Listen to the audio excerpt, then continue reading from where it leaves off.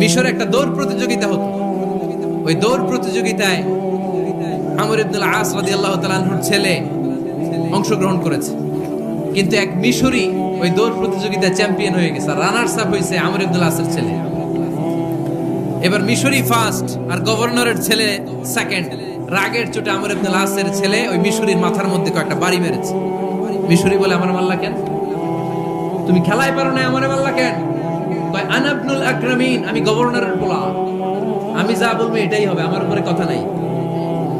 মিশরি ওইখানে আর ঝগড়া বাঁধায় নাই, মনে দুঃখ নিয়ে মদিনায় চলে আসলেন। এসে বললেন, আমিরুল মুমিনিন, আপনি আমর ইবনুল আস রাদিয়াল্লাহু তাআলা আনহুকে মিশরের গভর্নর বানিয়ে পাঠিয়েছেন। একটা প্রতিযোগিতায় আমি চ্যাম্পিয়ন হয়েছি, ওনার ছেলে হয়েছে রানার আপ। কেন সে চ্যাম্পিয়ন হতে পারে নাই? এই কারণে আমার মাথায় লাঠি দিয়ে 3টা বাড়ি মেরে বিচারটা দিছে কার দরবারে? ওমর ফারুকের দরবারে। ওমর ফারুক বললেন, তাই আগামী বছরের অমুক তারিখ আমি সব গভর্নরদেরকে ডেকে হিসাব নিতে, ওই দিন তুই থাকবি, পারবি না? মিশরে বলে, পারবো, মানে অবশ্যই পারবো।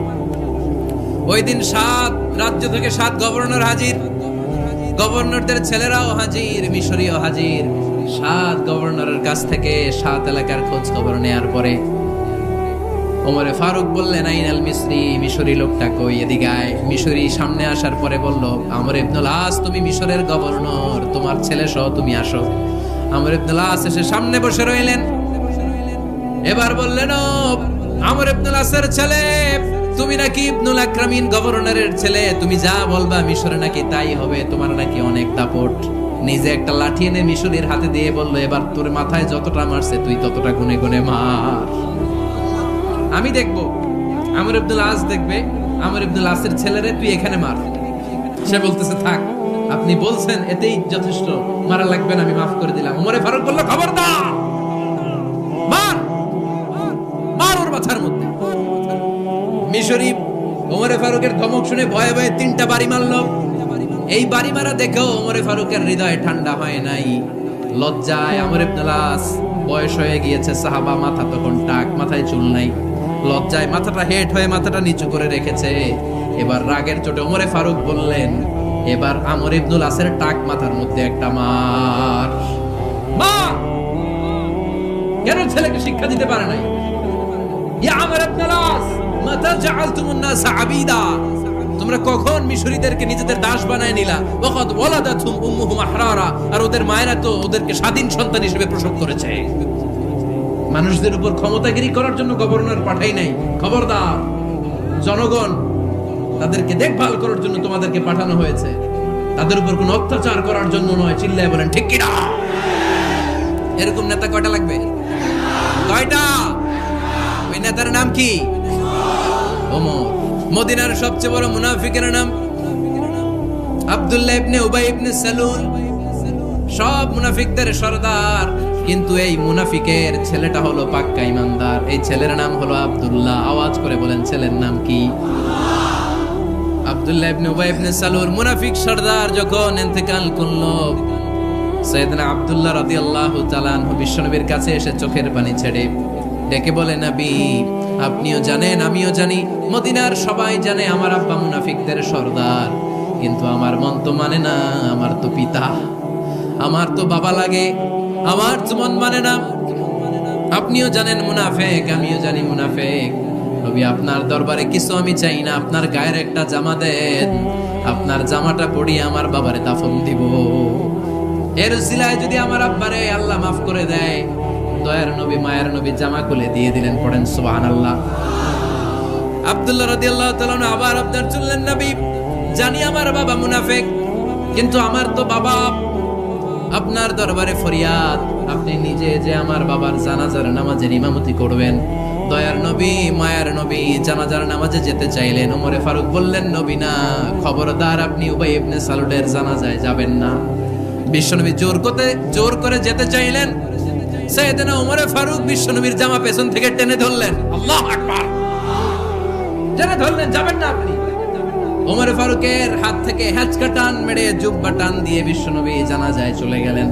রব্বুল আলামিন আয়াত নাজিল করলেন, ইস্তাগফির লাহুম আও লা তাস্তাগফির লাহুম ওয়া ইন তাস্তাগফির লাহুম 70 মাররাতান ফালা ইয়াগফিরাল্লাহু লাহুম। নবী গো, একবার নয়, দুইবার নয়, 70 বারও যদি এই মুনাফিকের জন্য আপনি ক্ষমা চান, তার জন্য ক্ষমা নাই, তার জন্য আছে জাহান্নাম।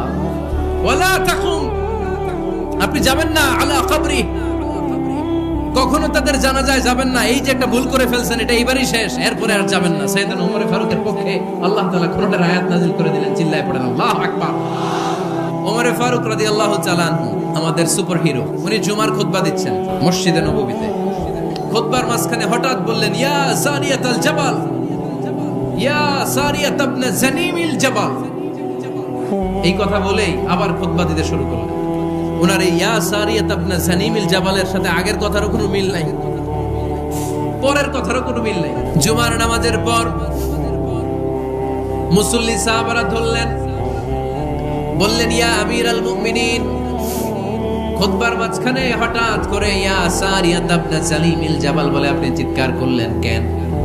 আপনার এই বাক্যের সাথে আপনার খুতবার আগের বাক্যের কোনো মিল নাই, আপনার খুতবার পরের বাক্যেরও কোনো মিল নাই।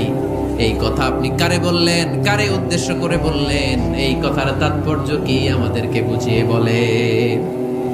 ওমর ফারুক বললেন, আমি যখন খুতবা দিচ্ছি আমি দেখতে পেলাম ওই যে কয়েক মাস আগে আমি আমার মুসলিম সেনাবাহিনী পারস্যে আক্রমণের জন্য পাঠিয়েছি, বর্তমান ইরানের ওই বিশাল এলাকাতে পারস্যে আমি আমার ব্যাটালিয়ন পাঠিয়েছি। আমি হঠাৎ করে দেখতে পেলাম আমার মুসলিম বাহিনীর সেনাপতি যুদ্ধের এক পর্যায়ে তার ডানে আছে উপত্যকা, বায়ে আছে পাহাড়, সে পাহাড়ি রাস্তা ছেড়ে দিয়ে উপত্যকার দিকে যেতে শুরু করেছে। আমি দেখতে পেলাম আমার মুসলিম বাহিনী যদি উপত্যকার দিকে ছুটে বেড়ায়, কাফির মুশরিকরা আমার মুসলিম বাহিনীকে কচুকাটা করে ফেলবে। তাই আমি এখান থেকে তাদেরকে কমান্ড দিয়ে বলেছি, ইয়া সারিয়াতাল জাবাল, উপত্যকার দিকে নয় পাহাড়ের দিকে যাও, তাহলেই তোমাদের বিজয় নিশ্চিত হয়ে যাবে। উপত্যকার দিকে যেও না, ইলাল জাবাল, ইলা সারিয়াতিল জাবাল, পাহাড়ের দিকে ছোট। সাহাবারা অবাক, ঘটনা কি? উনি বসে আছেন মদিনায় মসজিদে নববীর মিম্বারে দাঁড়িয়ে, উনি যদি ইয়া সারিয়াতাল জাবাল বলে, এটা কি ইরানে যাবে নাকি? ও মিয়া, তখনকার সময়ে বর্তমানের মতো মোবাইল ছিল নাকি, ইন্টারনেট ছিল নাকি, কিছু ছিল? খালি মুখে আমি যদি বলি ইয়া সারিয়াতাল জাবাল, এটা ইরানে যাবে, ইন্ডিয়ায় যাবে, ঢাকায় তো যাবে, ফরিদপুর শহরেই তো বসবে না, ঠিক কিনা? কিন্তু এটা আমিরুল মুমিনিন বিশ্বাসী সাহাবারা বিশ্বাস করে নিল। কিছু মুনাফিক ছিল, এরা কয় না, ঝামেলাস, এটা তো সম্ভব না। এক কাজ করি, এই সেনাপতি যখন বিজয়ী বেশে মদিনায় ফিরে আসবে আর আমরা ধরব। এরা দিন গুনতে লাগলো, এই সেনাপতি মুসলিম বাহিনী নিয়ে পারস্য জয় করে কবে ফিরে আসবে। এই মুনাফিকের দলগুলো কখনো সেনাবাহিনীকে অভ্যর্থনা জানাতে যেত না, কিন্তু এইবার সবার আগে মদিনার উপকণ্ঠে যে সেনাপতিদেরকে অভ্যর্থনা জানানোর জন্য ফুল নিয়ে রেডি। ফুল নিয়ে দাঁড়ায় সেনাপতি ঢুকার সাথে সাথে ধরছে, এই সেনাপতি কোত্থেকে আসছে? কই পারস্য জয় করে আসছি। কই এমন এমন দিন, জুমার দিন দুপুর বেলা যুদ্ধের মাঝখানে আমিরুল মুমিনিনের কণ্ঠের কোন কথাবার্তা শুনছো নাকি? সেনাপতি অবাক, কয় তোমরা জানলা কেমনে? শুনছি তো। সুবহানাল্লাহ পড়বেন না? আমরা যুদ্ধে একটা ভয়ঙ্কর অবস্থার মধ্যে ছিলাম, পেছন থেকে শত্রুরা আমাদেরকে আক্রমণ করতে শুরু করে দিল। ডানে যাব না বায়ে যাব, সামনে যাব নাকি পেছনে যাব, রাস্তা খুঁজে পাচ্ছি না। ডান দিকে ছিল আমাদের উপত্যকার রাস্তা, বাঁ দিকে ছিল পাহাড়ি পথ। আমরা সোজা পথ হবে মনে করে উপত্যকার দিকে ছুটতে আরম্ভ করলাম। হঠাৎ করে আমিরুল মুমিনিনের কণ্ঠ বজ্র কণ্ঠে আমার কানের মধ্যে ভেসে আসলো। আমার মনে হলো আমিরুল মুমিনিন কেমন যেন আমাকে কমান্ড দিচ্ছেন আর বলছেন, ইয়া সারিয়াতাল জাবাল, ডান দিকে উপত্যকার পথে নয়, তাড়াতাড়ি পাহাড়ের দিকে সৈন্যবাহিনী নিয়ে উঠে যা। পাহাড়ের দিকে, ডানে না। This is wrong track and this is the right track. ওই দিন যদি ওমর ফারুকের ওই গাইডলাইন, আমিরুল মুমিনিনের কমান্ড যদি আমি না শুনতাম, আজকে বিজয়ের বেশে ফিরতেও পারতাম না, আমাদের চেহারাও তোমরা দেখতে পেতে না।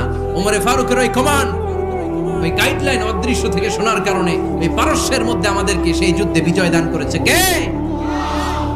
This is Omar Farooq, this is Omar Farooq. বিশ্বনবী বলছেন, ওমর মা লাকিয়াকা শাইতানু সালিকান ফাজ্জান ইল্লা সালাকা ফাজ্জান গায়রা ফাজ্জিক। ওমর, শয়তান ইবলিস যদি তোমারে কোনো রাস্তা দিয়ে হাঁটতে দেখে, শয়তান ওই রাস্তা রেখে দিয়ে অন্য রাস্তা দিয়ে হাঁটে। শয়তান যদি দেখে যে ওমরে ফারুক এই রাস্তা দিয়ে হাঁটতেছে, শয়তান ওই রাস্তা রেখে দিয়ে অন্য রাস্তা দিয়ে হাঁটে। সুবহানাল্লাহ পড়েন। রাত্রিবেলা আমরা আমাদের বাচ্চা ছেলে মেয়েদেরকে যখন খাওয়াই, খেতে চায় না বাচ্চারা, এই চকলেট দেখায়া, এই মিনা কার্টুন দেখায়া, এইটা সেইটা এগুলো সেগুলো বলে, গল্প টল্প বলে ভুলায়া খাওয়ানো লাগে, তাই না? তারপরও খায় না। আমারও ছোট মেয়ে আছে, খেতে চায় না, এইটা সেইটা এমনি সেমনে খাওয়ানো লাগে। তো শেষে না পেরে মা বাবা বলতে বাধ্য হয়, ওই যে ভূত আসতেছে, ভূত, তাড়াতাড়ি তাড়াতাড়ি খাও, নাহলে যে ভূত ধরবে তোমার। ওই যে বাঘ আসতেছে, বাঘ, তাড়াতাড়ি খাইলে নাহলে বাঘে কামড়াবে। বলি না আমরা? মদিনাতে যখন ওমরে ফারুক আমিরুল মুমিনিন, মদিনার মায়েরাও বাচ্চাদেরকে খাওয়াতে পারতো না, ছোট্ট মেয়েদেরকে খাওয়াতে পারতো না, খাওয়া নিয়ে যন্ত্রণা করতো। বাচ্চারা যখন মদিনায় খেতে চাইতো না রাত্রি বেলায়, মদিনার মায়েরা বলতো তাড়াতাড়ি খাও, হা হুয়া ইয়াতি উমর, হা হুয়া ইয়াতি উমর, তাড়াতাড়ি খা, নাহলে ওই যে ওমর আসতেছে, Omar. This is our super hero সাইয়েদনা ওমর ফারুক রাদিয়াল্লাহু তাআলা। শুধু শয়তানি ভয় পেত না, মুনাফিকরাও ভয় পেত, জমের মতো ভয়। শুধু তাই না, আমাদের আম্মাজান বিষ্ণু ইসা ইসলামের স্ত্রীরাও ওমর ফারুককে ভয় পেতেন। সুবহানাল্লাহ কইবেন না? মাঝে মাঝে বিষ্ণু ইসা ইসলামের সাথে আম্মাজান আয়েশার ঝগড়া হতো, তো আল্লাহর হাবিব ইসা ইসলামের সাথে আম্মাজান আয়েশার ঝগড়া হতো। তো একদিন ঝগড়া হয়ে দুইজন রেগে আছে। খবরদার দুইজন রেগে থাকবেন না, একজন রাখলে আরেকজন থেমে যাবে, কারণ এই ছোট্ট ঝগড়া থেকে এটা অনেক সময় বিচ্ছেদের দিকে গড়ায়। আমার প্রিয় ফরিদপুরবাসী, ভাবি রেগে গেলে আপনি রাইগেন না, ওই দিন আপনি একটু ঠান্ডা থাকেন। আবার আপনি রেগে গেলে, আমার মাইকের আওয়াজ যদি ভাবিরা শুনেন, আপনারা রেগে যায় না, একটু ঠান্ডা থাকবেন। দুইজনে রেগে গেলে তো তৃতীয় বিশ্বযুদ্ধ শুরু হবে, তাই না? একজন রেগে গেলে আরেকজন ঠান্ডা, কারণ এই সামান্য ঝগড়া থেকে ইগোর কারণে এটা বিচ্ছেদ আর ডিভোর্স পর্যন্ত গড়ায়। আর শয়তান এখানে উস্কানি দেয়, কারণ ইমানদারদের ফ্যামিলি ভাঙতে পারলে শয়তান সবচেয়ে বড় খুশি হয়, আর ইমানদারদের ফ্যামিলি টিকে থাকলে খুশি হয়ে যায় কে? আম্মাজান আয়েশা রাদিয়াল্লাহু তাআলা আনহার সাথে বিষ্ণু ইসা ইসলামের ঝগড়া হতো মাঝে মাঝে। একবার ঝগড়া হলো, বিষ্ণু ইসা ইসলামের রাগ, আম্মাজান আয়েশাও রাগ। তো বিষ্ণু বললেন, আয়েশা, ঝগড়া করে আর কতক্ষণ থাকবো, আসো মিটমাট করি। আয়েশা রাদিয়াল্লাহু বললেন, ঠিক আছে, মিটমাট করব। তো বিষ্ণু ইসা ইসলাম বললেন, মিটমাটের জন্য কারে ডাকবো? ওমরে ডাকি। কয় না, ওমরে না, ওমর গালিজ, ওমর অনেক রাগে, আমার ডর লাগে। কয় তাহলে তোমার আব্বারে ডাকি। কয় ডাকে। কি খুশি! মেয়েদের মধ্যে অভ্যাসটা আছে না নাই? তাহলে তোমার আব্বারে ডাকি। ডাকেন। ডেকে নিয়ে আসা হলো। আবু বকর রাদিয়াল্লাহু তাআলা আনহু দাঁড়ালেন, আম্মাজান আয়েশা দাঁড়ালেন, বিশ্বনবীও দাঁড়ালেন। বিশ্বনবী বললেন, আয়েশা, তোমার আব্বা আসছে, এবার ঘটনা খুলে বলার পালা, তুমি বলবা নাকি আমি বলবো? আম্মাজান আয়েশা বললেন, আপনি বলেন, তবে ওয়ালা তাকুল ইল্লা হাক্কান, যেটা ঘটছে ওইটাই বললেন, মিথ্যা কথা কইেন না। আবু বকর রাদিয়াল্লাহু তাআলা আনহু রেগে মেগে আগুন। কি এই কথা তুমি কেমন করে বলো?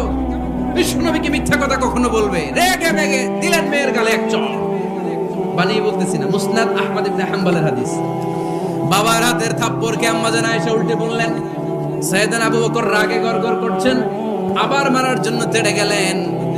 এবার বাঁচার জন্য আম্মাজান আয়েশা বিশ্বনবীর পিছনে যে আশ্রয় নিলেন, বিশ্বনবী বাঁচানোর জন্য দুই হাত মিলে দাঁড়িয়ে গেলেন। পড়েন সুবহানাল্লাহ। বিশ্বনবী যখন দুই হাত মেলে দাঁড়িয়ে গেলেন, সাইয়েদনা আবু বকর রাদিয়াল্লাহু আনহু থেমে গেলেন। সাইয়েদনা আবু বকর রাদিয়াল্লাহু তাআলা আনহু ঘর থেকে বের হয়ে বারান্দায় দাঁড়ালেন। পড়েন সুবহানাল্লাহ। এবার বিশ্বনবী আম্মাজান আয়েশার কাছে যেয়ে বলেন, ইয়া আয়েশা, কাইফা রাআইতিনি আনকাসতুকি মিনার রাজুল, দেখছো কেমনে বাঁচাইলাম? আমি না থাকলে ভর্তা বানাই ফেলতো আজকে। আমি বাঁচাইছি তোমারে, আমি, আমার লগে ঝগড়া করো তুমি। লজ্জায় পড়ে আম্মাজান আয়েশা খিলখিল করে হেসে দিলেন, বিশ্বনবীও হেসে দিলেন। দুইজনের হাসির মধুর আওয়াজ শুনে সাইয়েদনা আবু বকর বাইরে থেকে অবাক, কিরে এতক্ষণ না ঝড় তুফান, এখন দেখি হাসি। সালাম দিয়ে অনুমতি নিয়ে ভিতরে ঢুকলেন। ঢুকে দেখেন আম্মাজান আয়েশাও হাসে, বিশ্বনবীও হাসে। এই হাসি দেখে আবু বকর রাদিয়াল্লাহু আনহু হেসে দিলেন। আরশের উপর থেকে খুশি হয়ে গেলেন কে?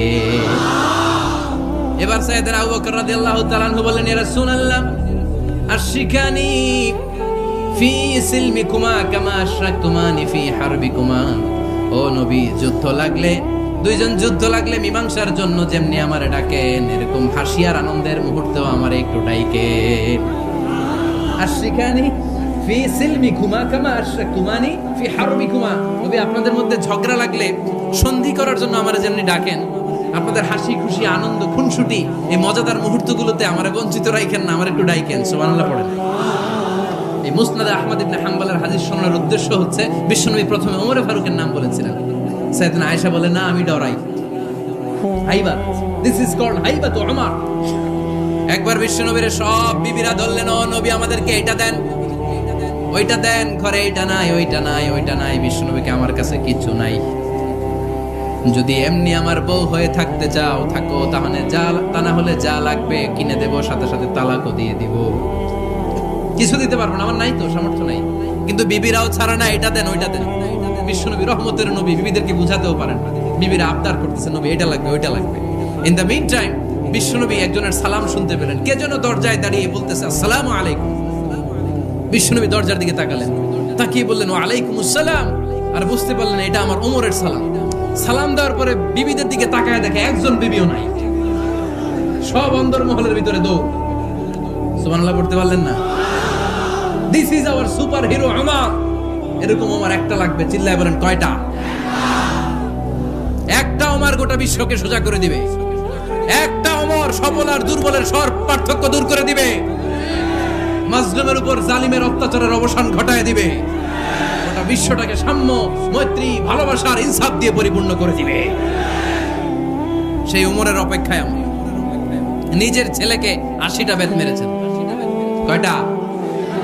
80টা বেত মেরেছে। ওমর ফারুক রাদিয়াল্লাহু তাআলা আনহুর ছেলে আব্দুর রহমান, মারুফুন বিআবি শাহমা, ছিলেন মিশরে।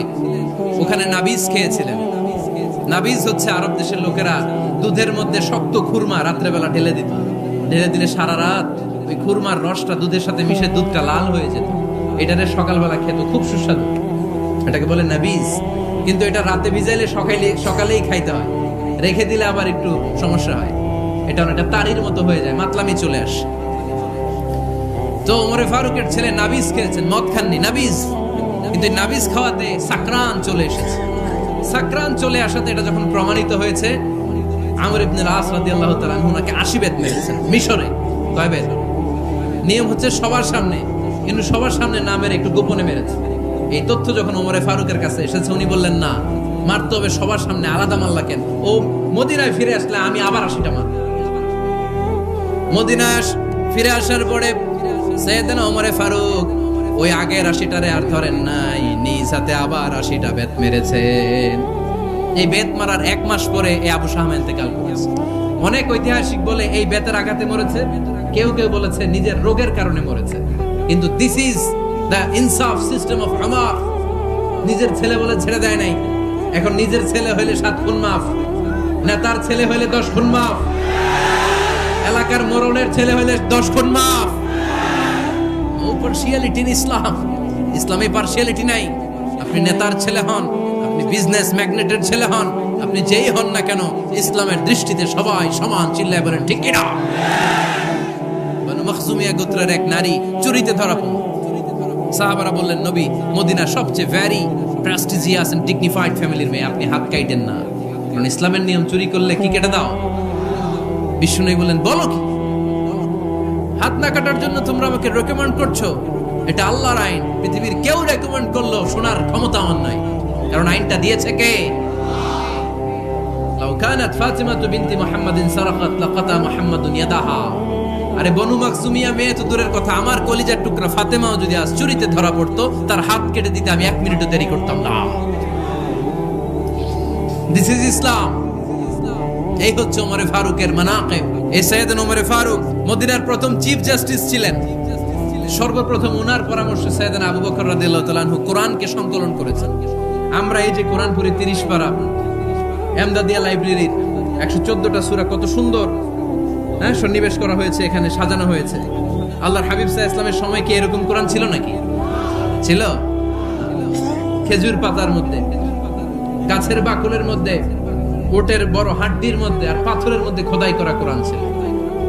সাইয়েদনা আবু বকরের সময় রাদিয়াল্লাহু তাআলা আনহুর সময় যুদ্ধ হলো, 70 জন হাফেজ সাহাবী ইন্তেকাল করলেন। সাইয়েদনা আবু বকর রাদিয়াল্লাহু তাআলা আনহুকে ডেকে ওমর ফারুক বললেন, ও আবু বকর, এইভাবে হাফেজে কোরআন সাহাবীরা যদি দুনিয়া থেকে বিদায় হয়ে যায়, আল্লাহর কোরআনও তো বিদায় হয়ে যাবে।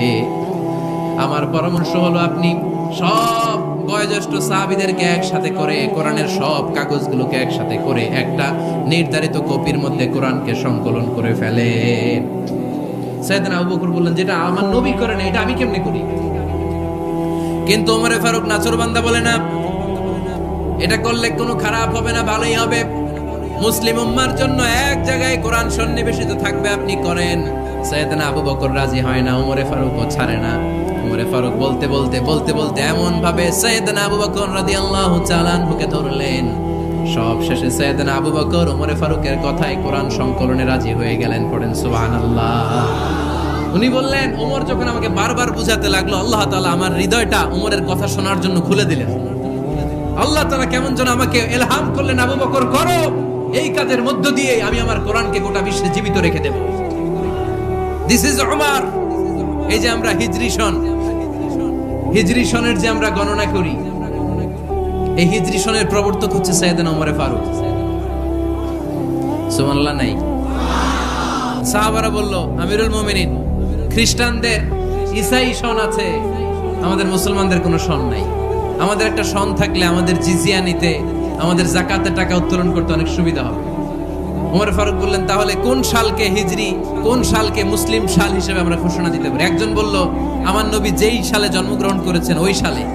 ওমর ফারুক বললেন, না, আমার নবীর জন্ম আমাদের জন্য খুশির দিন, কিন্তু এটা আমাদের জন্য প্রেরণা নয়। প্রেরণা নবীর কাজে, ঠিক কিনা? আরো কিছু সাহাবারা বলল, তাহলে যেই সালে আমার নবী ইন্তেকাল করেছে ওইটারে প্রথম সাল ধরেন। ওমর ফারুক বললেন, না, যেদিন তিনি ইন্তেকাল করেছেন এটা আমাদের দুঃখের দিন, এটা আমাদের প্রেরণা নয়। আমাদের প্রেরণা হচ্ছে বিশ্বনবীর ত্যাগ, তিতিক্ষা আর কাজের মধ্য দিয়ে। জোরে কোন ঠিক কিনা? ওমর ফারুক বললেন, যেদিন বিশ্বনবী ইসলাম রক্ষায় নিজের মাতৃভূমি ছেড়ে মক্কা থেকে মদিনায় গিয়েছেন, ওই দিনটাকে হিজরি প্রথম দিন ধরে আমরা হিজরি সাল গণনা করে শুরু করে দেব। ওইটাই হচ্ছে হিজরি সন। সেখান থেকে হিজরি সনের প্রবর্তন করেছেন সাইয়েদনা ওমর ফারুক রাদিয়াল্লাহু তাআলা আনহু। এই যে স্টেট গভর্নমেন্ট, এই যে প্রিজন, জেলখানা, ক্যান্টনমেন্ট, সচিবালয়, গণভবন, বঙ্গভবন, মুক্তিযোদ্ধাদের ভাতা, রাষ্ট্রীয় ভাতা, এই সব নিয়ম কানুন সাইয়েদনা ওমর ফারুক তার রাষ্ট্রীয় আমলে তিনি নিজে করেছেন। চিল্লায় পড়েন আল্লাহু আকবার। মুসলমানদের আলাদা কারেন্সি, নিজস্ব মুদ্রা ব্যবস্থা নিজে চালু করেছেন। সৈনিকদের মধ্যে যারা বিবাহিত, প্রতি 6 মাস অন্তর অন্তর 1 মাসের ছুটি কাটাতে তারা ফিরে আসবে, সাইয়েদনা ওমর ফারুক চালু করেছেন। আওয়াজ করে পড়েন আল্লাহু আকবার। এই যে আমরা 20 রাকাত সালাতুত তারাবি পড়ি রমাদানে, করেন না আপনারা? এটা সাইয়েদনা ওমর ফারুক চালু করেছেন। সুবহানাল্লাহ পড়তে পারলেন না? কোরআনে মোট 22টা আয়াত আছে যেখানে সাহাবারা ইনডিসিশনে ভুগছিলেন। বিশ্বনবীর মত একটা, ওমর ফারুকের মত আর একটা। এই 22 জায়গায় আল্লাহ তাআলা বিশ্বনবীর মতের পক্ষে আয়াত নাজিল না করে ওমর ফারুকের মতের পক্ষে কোরআনের আয়াত নাজিল করেছেন। আওয়াজ করে পড়েন আল্লাহু আকবার। আমরা সাহাবীদের জীবন চরিত পড়তে চাই না, কত যে অনুপ্রেরণামূলক দৃষ্টান্ত সাইয়েদনা ওমর ফারুক আমাদের জন্য রেখে গিয়েছে। ওমর ফারুক যখন খলিফা, দিনের বেলায় যদি রাষ্ট্রে কোনো নিয়ম জারি করতেন, দিনের বেলায় জনগণকে কোনো বিষয়ে যদি নিষেধ করতেন, রাত্রে বেলায় খাওয়ার সময় ফ্যামিলি মেম্বারদের সবাইকে বলতেন, এই দিনের বেলা আমি জনগণকে এই কাজ করতে নিষেধ করেছি, তোমরা আমার ফ্যামিলি মেম্বার, খবরদার তোমরা এই কাজ করো না। জনগণ করলে যতটুকু শাস্তি, তোরা করলে পাবি ডবল শাস্তি। সুবহানাল্লাহ কবেন না? আমাদের নেতারা ওই বাড়ির বিচার করে, ওই বাড়ির মাইয়ার বিচার, ওই বাড়ির পোলার বিচার। নিজের পোলা গাঞ্জা টানে আছে না নাই? নিজের মেয়ে অপরাধ করে আছে না নাই? কি নেতা ছিলেন ওমর ফারুক! আগে নিজের ঘর সামলিয়েছেন, আগে নিজেকে সামলিয়েছেন, নিজের ঘর ঠিক করেছেন। বলেছেন জনগণ করলে যত বেদ, তোরা করলে double Veda. This is call leader, ঠিক কিনা? এক বাবা এসে বললেন, ওমর ফারুক আমার ছেলে কথা শোনে না, বেয়াদব। ওমর ফারুক ছেলেরে ডাকলেন, বাবা তুমি তোমার আব্বাজানের কথা শোনো না, এটা তো কবিরা গুনাহ। ছেলে বলে, ওমর ফারুক সব দায় দায়িত্ব আল্লাহ ছেলে মেয়েদেরকে দিয়েছে, বাবা মাকে কোনো দায়িত্ব দেয় নাই। ওমর ফারুক বললেন অবশ্যই দায়িত্ব দিয়েছে। তাহলে বলেন আমার বাবার দায়িত্ব কি? উনি বললেন প্রাইমারিলি প্রথমত 3 দায়িত্ব। আইয়ান তাকিয়া উম্মা, পৃথিবীর প্রতিটি বাবার উচিত ছেলেদের মেয়েদের জন্য ভালো মায়ের ব্যবস্থা করা। 2 নম্বরে আইয়ুহসিনা ইসমা, সুন্দর তার একটা নাম রেখে দেয়া। 3 নাম্বার ইউআল্লিমাহুল কিতাব, তার আল্লাহর কিতাব শিক্ষা দেওয়া। এবার ছেলেকে আমার আব্বা 3টার একটাও করে নাই।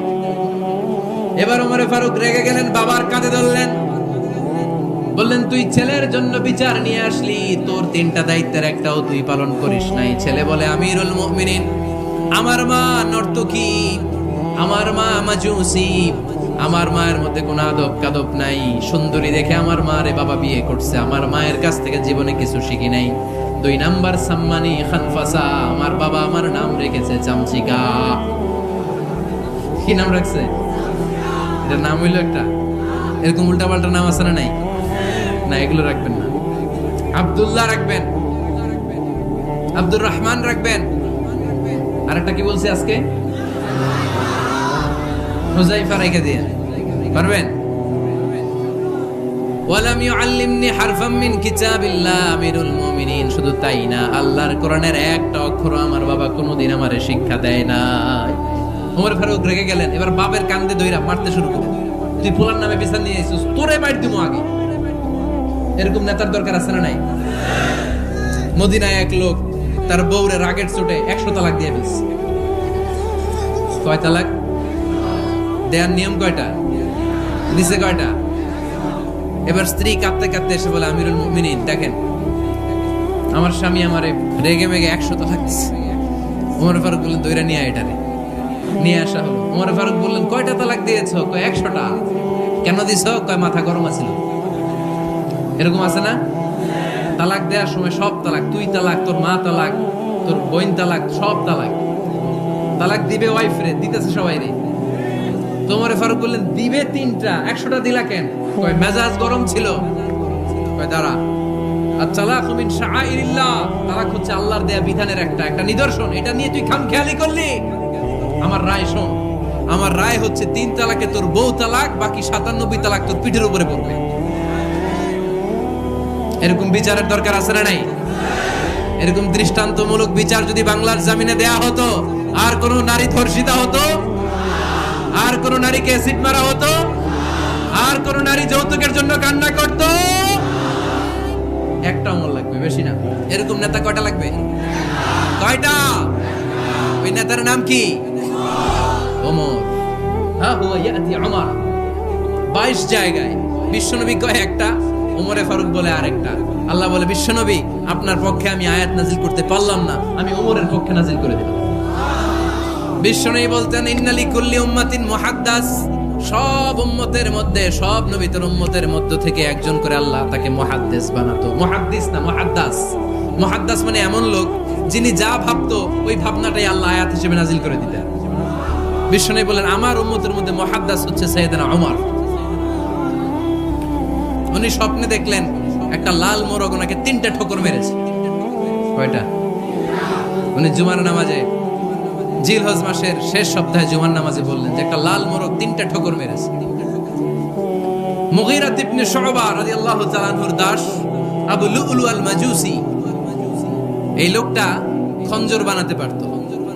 মুগীরা রাদিয়াল্লাহু তাআলা আনহুর দাস। মুগীরা প্রতিদিন 4 দিরহাম করে চার্জ করতো, যেহেতু দাস। সে এসে বিচার দিল আমিরুল মুমিনিন, মুগীরা আমার থেকে বেশি টাকা চায়, জুলুম করে। ওমরে ফারুক বললেন তাই? তুমি কি কাজ জানো? বলে আমি খঞ্জর বানাতে জানি। বাড়ি কই? পারস্য। আরে তুমি খঞ্জর বানাতে জানলে তো 4 দিরহাম অনেক কম, সে তো আরো বেশি টাকা নেওয়া দরকার ছিল তোমার থেকে। আবু লুলুর এই কথা পছন্দ হয় নাই। সে কয় ওমর তুমি সবারে দয়া দেখাও, আর আমার ক্ষেত্রে কঠিন নিয়ম বানাইলা, দাঁড়াও এই নিয়ম তোমার আমি দেখাবো। এই রাগে সে বাড়িতে যে একটা খঞ্জর বানালো। কি বানালো? খঞ্জর চিনেন?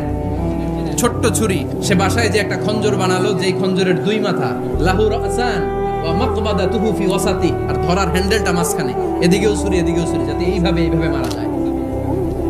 সে ধার দিতে লাগলো আর বলল ওমর দাঁড়াও তোমার আমি দেখাবো। ওমর ফারুক মসজিদে নববীর ইমাম, ফজরের নামাজের সময় এ আবু লুলু আল মাজুসি বুরনুস পরে, চাদর পরে, লুকিয়ে লুকিয়ে, সে অগ্নি উপাসক, মুমিন নয়।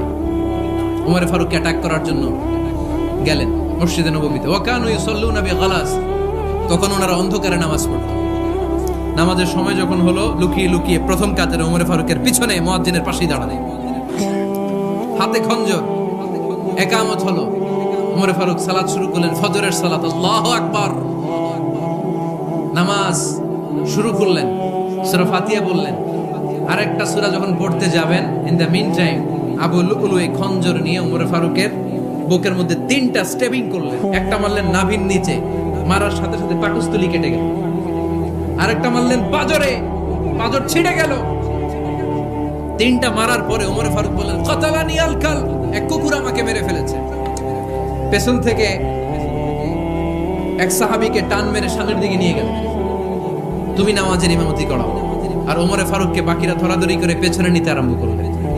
আর এই আত্মাই আক্রমণ যে করেছে, সে কাতারের মাঝখান দিয়ে যেতে আরম্ভ করলো, আর 2 দিকে ছুরি মারতে আরম্ভ করলো। 13 জন সাহাবীর গায়ে ছুরি মেরেছে, 7 জন সাহাবা স্পট ডেথ, জায়গায় মৃত্যু। এই ভয়ঙ্কর অবস্থা দেখে এক সাহাবী বুরনুস, এক ধরনের জুব্বা আছে মাথাওয়ালা, অনেকে জ্যাকেট পরছেন না এরকম মাথাওয়ালা, লম্বা জুব্বা আছে, আর ওপরে শীতে পড়ে মাথাওয়ালা। এই মাথাওয়ালা জুব্বা বের করে এক সাহাবী জালের মতো তার দিকে উড়ায় মার। ওই বুরনুসের মধ্যে পেঁচিয়ে আবু লুলু মাটিতে পড়ে গেল আর সুইসাইড করে ফেলল, নিজের বুকে নিজে মেরে আত্মহত্যা। যেই সাহাবীকে ইমামতির জন্য দাঁড় করালেন, উনি ছোট্ট সূরা দিয়ে, প্রথম রাকাতে সূরা আল কাউসার, দ্বিতীয় রাকাতে সূরাতুল ইখলাস দিয়ে নামাজ শেষ। ওমর ফারুক বেহুশ। ওমর ফারুক কি বেহুশ। সবাই কান্নাকাটি করতেছে, সবাই দেখতে গেলেন, এখন হুঁশ ফিরে না। মুখের মধ্যে, মুখ খুলে রাষ্ট্রের চিকিৎসক মুখের মধ্যে দুধ দিলেন, ওই নাভি দিয়ে দুধ বের হয়ে যায়, পাকস্থলী কেটে ওখান দিয়ে দুধ বের হয়ে যাচ্ছে। তারা বললো ওনারে বাঁচানো সম্ভব না, দেখেন হুঁশ ফিরে কিনা।